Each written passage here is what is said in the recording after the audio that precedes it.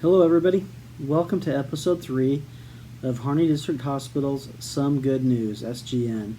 Have an exciting show for you today.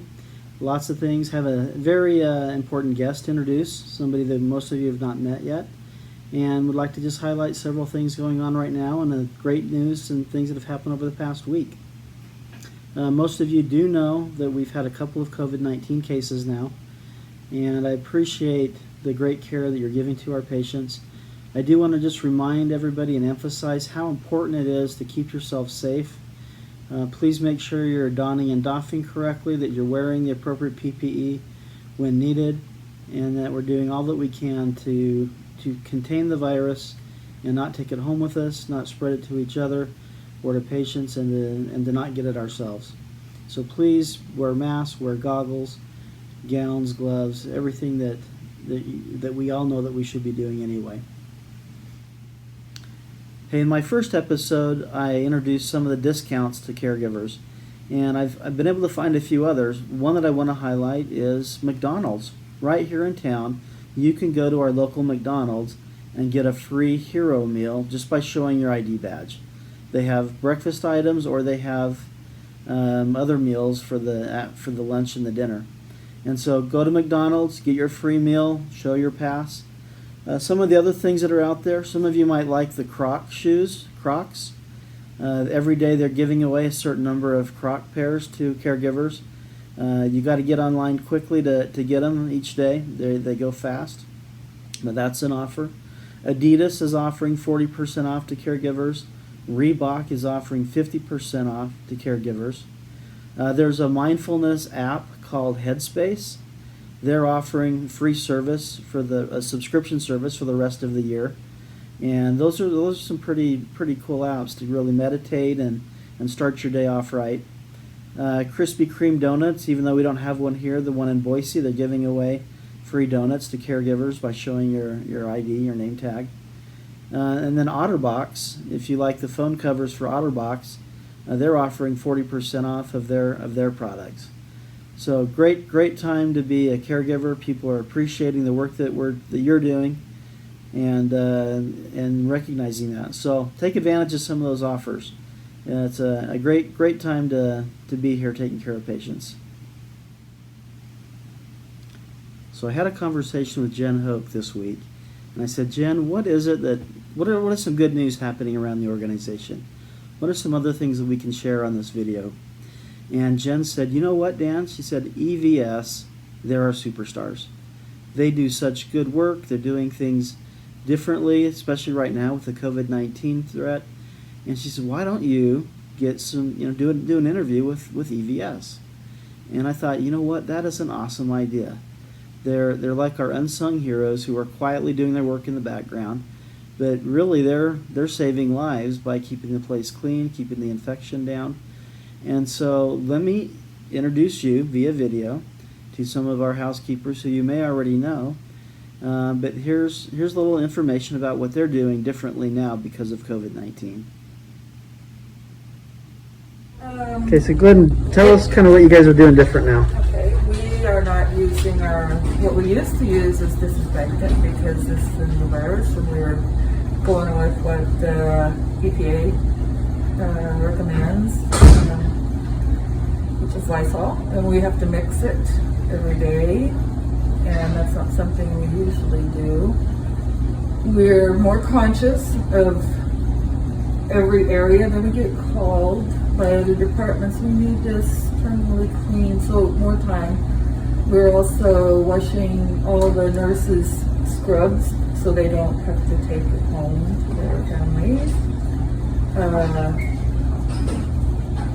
It's just the more time consuming. We have to be very conscious of what we touch, just more cleaning, more double cleaning more often.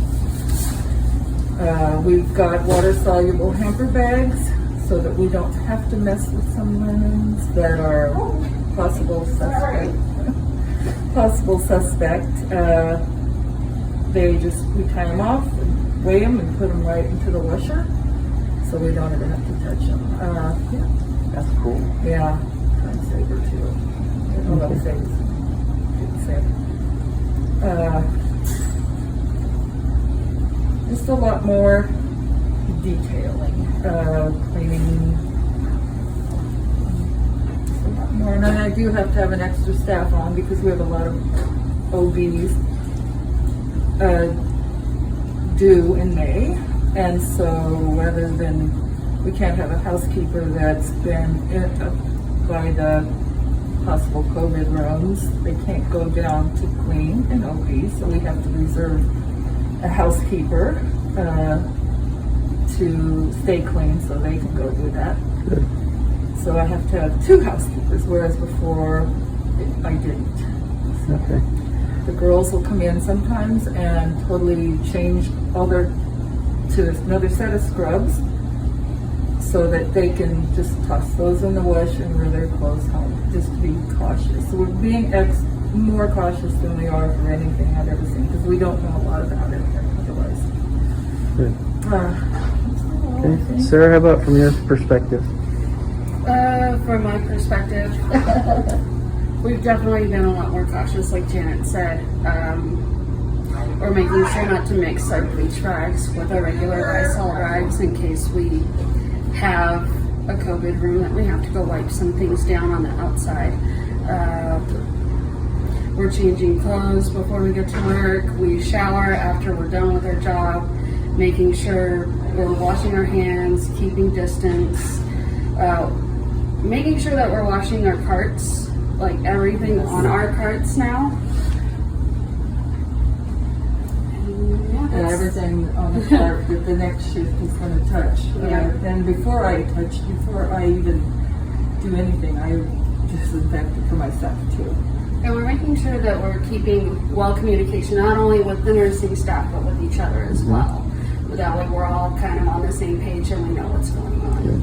What about door handles? Oh yes, absolutely. Before I even unlock anything, just door handles inside and out, inside and out. Often light switches, High touch areas. Yes, high touch areas. Door handles, and sometimes even where a person might have to push the door, touch the door handle, I wipe that whole area down.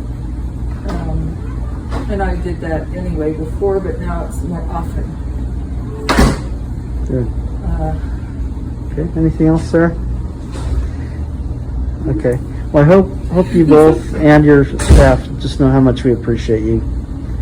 You guys really are behind the scenes heroes, and you're keeping staff safe. You're keeping patients safe, and I know it's a lot of extra work right now, but just know how much we appreciate you, and you guys are awesome. So thank you very much.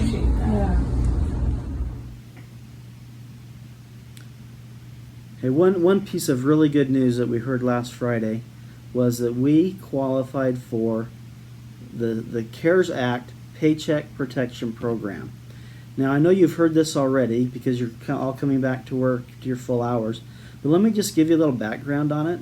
So the CARES Act was a federal bill passed in the end of March, funding a lot of money for health care and for other, for us as individuals and society to keep the economy going.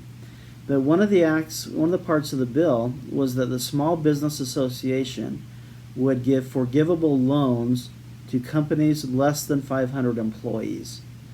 Now, typically the Small Business Association does not give loans to not-for-profit organizations nor to public entities. But in the CARES Act, the bill specifically waived the exclusion for not-for-profit organizations. Now, we are a 501c3 company, which means we're tax exempt and a nonprofit. So being a 501c3 qualified us to get the money from the Paycheck Protection Program. But there was a glitch. We're also a public entity as a district hospital, and that category did not receive an exemption from the Act. So we were eligible because we're a nonprofit, but we were ineligible because we're a public district. And so we spent weeks, and I say we, I mean Catherine White, myself, the Hospital Association of Oregon, the American Hospital Association, our congressman, Representative Walden, Senator Merkley, Senator Wyden, their offices, their staff. lobbying the SBA, the Small Business Administration, to allow district hospitals to be included in that if they're 501c3s like we are. And so it was a roller coaster. We thought we could get it, then we found out we couldn't. We thought we could get it, and we found out we couldn't. And so what we ended up doing is applying for the loan anyway, even though it was uncertain whether we would qualify. And then we found out early mid last week that they'd made a decision that we were not eligible. So at that point we were very disappointed. What we really wanted to do is bring everybody back to work and have everybody working, because the way the Paycheck Protection Program works is it funds salaries for an 8-week period of time at full salary. And it was just breaking our heart that we were low censusing staff, that people were getting called off work. We know you've got families, we know you've got obligations to meet, and we wanted you to be able to work and to support your family and meet those needs. And so we were very disappointed that we didn't qualify, and we were getting ready to do a full-scale plan to reduce our labor costs, because we are actually losing about $45,000 a day without doing the surgeries and full load of patient care. And so Sammy Masterson was literally printing off the letters to make the reductions more official, when I got a phone call from my friend Ed Rollins at the Bank of Eastern Oregon. And Ed said to me, he said, "Dan, I just got an email from the Small Business Association." He said, "It's official. You are now eligible for those funds." And I was really excited. And I said, "Ed, what do we need to do? Do we need to put in another application?" And he said, "Nope, we've already got your application. You'll have the loan documents by noon. Sign those, and we're going to fund it for you." And so we did that. They sent me an electronic document to sign. I signed it, and by the end of that day on Friday, we had the money funded in our bank account. So we are so excited as an admin team to be able to have everybody back at work, doing their jobs. If there's work that needs to be done outside of your jobs, if we're not keeping you busy in your department, Sammy Masterson is putting together a labor pool and a list of different projects and things that all staff can participate in. So best news really for me of the week was learning that we received that funding so that we could keep you getting your hours and making this a great place to both work and care for patients and take advantage of the extra time that we have. So Paycheck Protection Program from the CARES Act. We have it. The money is in our bank account. It's funded. And we're excited to welcome you all back to work with your full allotment of hours. Hey, now I would like to introduce you to a really special guest. His name is Dr. Pete Kabala. And we've recently hired Dr. Kabala to join our staff as one of our OBGYNs. So he, along with Dr. McNamara, will be providing our OBGYN care in addition to our family medicine doctors who do OB. And so Dr. Kabala lives in Michigan, and he's agreed to join me via Zoom and to introduce him to you as our staff so that you can get to know him and anticipate his coming in the next few months. So let's do it. Here's the Zoom video with Dr. Kabala. Yeah, so if you're ready, let's jump in. Maybe you can start by just sharing a little bit about yourself and why you want to come to Eastern Oregon, or why you are coming to Eastern Oregon. All right. Well, I guess I was born up in a small town, and never really liked bigger cities. Grand Blanc, which is where the hospital I've been at for 20 some years, just started populated. So we ended up moving to a smaller community where I'm at right now, in Goodrich. And my daughter, she's 15, or she'll be 15 this year. My son's in college, and he went off full-time up to Marquette, so way up in the UP, last year. So he was always around during the summers, and so I wanted to find a balance where I could be home when I have my daughter, because I have her half the time, I can't count on my son being around during the summers, so that was one of the motivating factors, was trying to find some place where I would have some flexibility with my time, because I think it's important. I'm not going to get that time back when she's older and out of school. So that was one of the big motivating factors. Plus, just going there as soon as I went there, it was like a step in time. I think we talked about that at your desk. It was like 30 years step in time where it felt like medicine was different, which was nice. I think we have too many hurdles, and obviously we still have things we have to accomplish, but I just think it's oftentimes done in a way that nobody explains why, what's the rationale, how is this beneficial. Just like EHR, there's been no documentation suggesting that it's made things better for patients or safety. So it was just that nice rural atmosphere, again, the stepping time. It just makes me feel more relaxed, kind of getting tired of the same old thing where I was at. I liked family medicine, did a fair amount in my office, urgent care. And then when they said, well, would you want to do that? Some family medicine is like, yeah, this is kind of ideal. I kind of like to tailor less, from the OB down the road eventually, and just kind of have a little more simple practice, I guess. Yeah, so just by way of background for our staff who may not be familiar, Dr. Kabala is an OBGYN that also has some history doing family medicine, urgent care. And he's going to be kind of opposite Dr. McNamara's schedule, doing 2 weeks on and 2 weeks off. So living part-time in Burns and part-time, back in Michigan where he lives now. And then he'll also be doing some primary care practice along with his OBGYN practice. So really excited to have you come. So if you've been at the same hospital for that many years, this is a big change for you.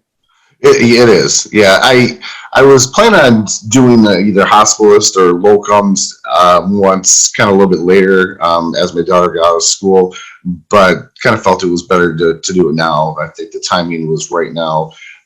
So I was eventually going to do it, but it was going to be a couple of years. But there's just things in the family made me decide to do things a little earlier. So I think it's good. It's like I said, it felt really good being down there. And she was like, yeah, there's not a lot to do in this town. I said, I'm here to work. And I said, when we'll be home, I said, and also, so when you come down, I said, we can go to Redmond, and they have big ski slopes and things like that. So that was funny. Yeah, she's a sweet girl. Yeah, she is. Let's see. So what are you looking forward to most about being here? Like I said, I think just the change in practice a little bit, not being, obviously I'm on call more, but the call doesn't seem as burdened as what I was here. We would do, 40 to 50 deliveries in a month.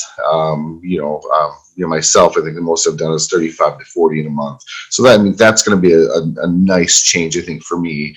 I said just the area is different. I said it just seems more laid back, more relaxed. I obviously didn't spend much time with people there, but everybody seemed awfully friendly, and I just felt like a good fit. So I think it's just kind of that change in pace is probably one of the biggest things I'm looking for, in addition to having more potential for like family medicine involvement. So I know that you started your licensing process and credentialing now. Appreciate you getting that going. And so it'll still be a couple months, a few months before all that plays out. So we're hoping to have you here, mid-late summer.